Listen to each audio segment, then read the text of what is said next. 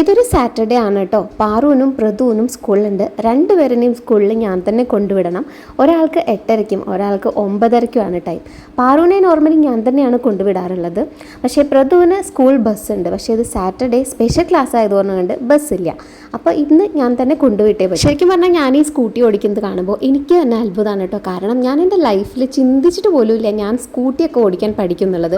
ഇപ്പോൾ എനിക്കതുകൊണ്ട് ഭയങ്കര സന്തോഷമാണ്. എന്തിനധികം പറയുന്നത്, സ്കൂട്ടി ഓടിക്കാൻ പഠിക്കാൻ വേണ്ടിയിട്ട് പോയ സമയത്ത് കൂടി ഞാൻ വിചാരിച്ചത് ഇത് എന്നെ കൊണ്ട് നടക്കുന്ന കാര്യമല്ല എന്നായിരുന്നു കേട്ടോ. അങ്ങനെ ഇതേ പാറുവിന് 8:30ക്കാണ് ക്ലാസ്. അപ്പോൾ പാറുവിനെ കറക്റ്റ് ടൈമിൽ സ്കൂളിൽ എത്തിച്ചിട്ടുണ്ട്. പിന്നെ ഞാൻ തിരിച്ച് വീട്ടിൽ വന്നതിന് ശേഷം പ്രതുവിനെ കൂട്ടിയിട്ട് ഇനി പ്രതുവിൻ്റെ സ്കൂളിൽ പോവുകയാണ്. രാവിലെ എന്ന് പറഞ്ഞിട്ട് കാര്യമില്ല കേട്ടോ, നല്ല വെയിലായിരിക്കും. കറക്റ്റും നമ്മളുടെ മുഖത്തേക്കായിരിക്കും വെയിലിങ്ങനെ അടിക്കുന്നുണ്ട്. ഇത് ഇന്നത്തെ കാര്യമല്ല കേട്ടോ പറയണേ. ഇന്നാണെച്ചെങ്കിൽ ഇവിടെ ഗംഭീര മഴയാണ്. പ്രതുവിൻ്റെ സ്കൂളിലേക്ക് പോകുന്ന വഴി എന്ന് പറഞ്ഞിട്ടുണ്ടെങ്കിൽ ഇത്തിരി പ്രശ്നമാണ് കേട്ടോ. കാരണം റോഡൊക്കെ ആകെ പൊട്ടിപ്പൊളിഞ്ഞാണ് ഇരിക്കുന്നത്. അപ്പോൾ അതുകൊണ്ട് തന്നെ ആ വഴി പോവാന്നുള്ളത് ഇത്തിരി ടാസ്ക്കാണ്. അങ്ങനത്തെ നമ്മൾ സ്കൂളിൽ എത്തിയിട്ടുണ്ട്. പ്രതുവിനാണെച്ചെങ്കിൽ ഉച്ച വരെയാണ് ക്ലാസ് ഉള്ളൂ. ഞാൻ പറഞ്ഞില്ലേ സ്പെഷ്യൽ ക്ലാസ് ആണ്. അപ്പോൾ അത് ഉച്ച വരെ ഉള്ളൂ. നിങ്ങൾ എന്നെ എപ്പോഴും വള ഇട്ടിട്ടല്ലേ കണ്ടിട്ടുള്ളൂ. കാരണം വളകൾ എനിക്ക് ഒരുപാട് ഇഷ്ടമാണ്. പക്ഷെ എന്നാലും ഇടയ്ക്കെങ്കിലും അതൊന്ന് മാറ്റി പിടിച്ചാലോ എന്ന് ചെറിയൊരു തോന്നൽ ഇപ്പോൾ വന്നിട്ടുണ്ട്.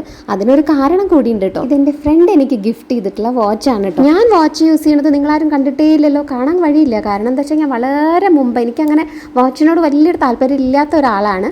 പക്ഷേ നമ്മളുടെ ഇഷ്ടങ്ങൾ എന്ന് പറയുന്നത് ഇടയ്ക്ക് മാറി മാറി വരും. പിന്നെ നമ്മുടെ മനസ്സിൽ ചില തെറ്റിദ്ധാരണകളൊക്കെ ഉണ്ടാവും. എനിക്കുണ്ടായിരുന്ന തോന്നൽ എന്താ വെച്ചാൽ ഇങ്ങനെ വലിയ ഡയലുള്ളത് എനിക്ക് ഭംഗി ഉണ്ടാവില്ല എന്നായിരുന്നു തോന്നിയിട്ടുണ്ടായിരുന്നു കേട്ടോ. പക്ഷേ ഇത് ഇട്ട് നോക്കിയ സമയത്ത് എനിക്കിത് ഒരുപാട് ഇഷ്ടപ്പെട്ടു. പിന്നെ ഉണ്ടല്ലോ ഈ കുർത്തീനെ പറ്റി പറയാൻ വെച്ചിട്ടുള്ള നല്ല കംഫർട്ടബിൾ ആണ് കേട്ടോ. നല്ല നല്ല ഭംഗിയാണ് അത് ഇട്ട് കഴിഞ്ഞിട്ടുണ്ടെങ്കിൽ. എനിക്ക് നല്ല ഇഷ്ടപ്പെട്ടിട്ടുള്ള ഒരു കുർത്തിയും കൂടെയാണ്. ഇതെല്ലാം കിട്ടുവാണെങ്കിൽ സ്ക്രീനിൽ ഞാനിവിടെ ടാഗ് ചെയ്തേക്കാം. പ്രതുവിനെ സ്കൂളിൽ നിന്ന് കൊണ്ടുവന്നു. പിന്നെ അതാ പാറുവിനെ കൊണ്ടുവരാൻ വേണ്ടി പോയിട്ടുള്ളതാണ്. പാറുവിന് ശരിക്കും വൈകുന്നേരം വരെ ക്ലാസ് ഉണ്ട്. പക്ഷേ ഞാൻ ഉച്ചയ്ക്ക് പോയി കൊണ്ടുവരാണ്.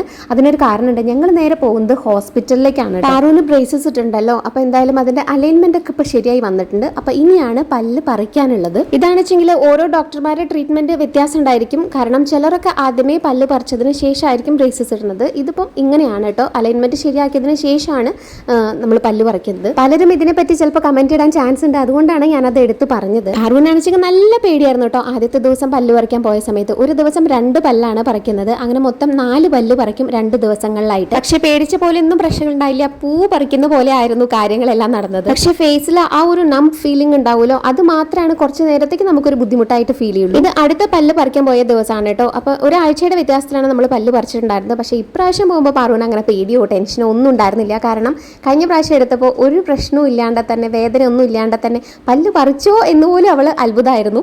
അപ്പോൾ അത് കാരണം കൊണ്ട് ഇപ്രാവശ്യം ഭയങ്കര കൂളായിട്ടായിരുന്നു. പിന്നെ പല്ല് പറിച്ചു കഴിഞ്ഞാൽ തണുത്തൊക്കെ എന്തെങ്കിലും കഴിക്കാൻ പറയുമല്ലോ. അപ്പോൾ ഇതാ പാറുവിൻ്റെ അടുത്ത് ഐസ്ക്രീം ഒക്കെ നല്ലോണം കഴിക്കാൻ പറഞ്ഞിട്ടുണ്ടായിരുന്നു. അപ്പോൾ നമ്മളിതാ റെഡ് വെൽവെറ്റിൻ്റെ ഐസ്ക്രീം ഒക്കെ മേടിച്ച് തിരിച്ച് വീട്ടിലേക്ക് വരാണ് കേട്ടോ. അത്രയേ ഉള്ളൂ.